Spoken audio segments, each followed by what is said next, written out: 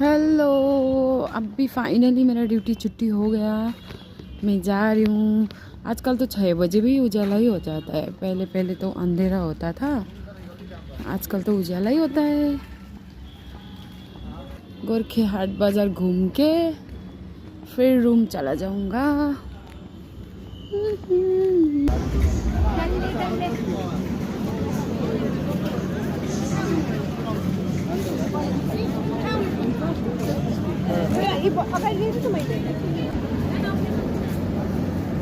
साग कसरी मुठा हो? 50 रुपियाँ। सबै एउटै हो प्राइस?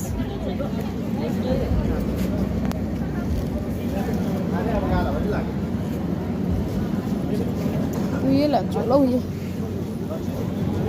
हुन्छ, एउटा प्लास्टिक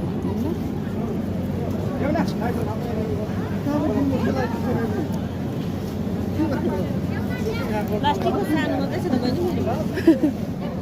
यस्तो छ कि यस्तो अब यो फेद आँटे नि भइहाल्यो। बाँकी त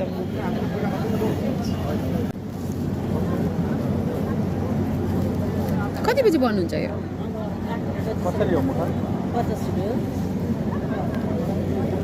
सेलरोटी प्याक गरिदिनुहोस् न। 10 रुपियाँ गोटा है, 5वटा गरिदिनुहोस् न।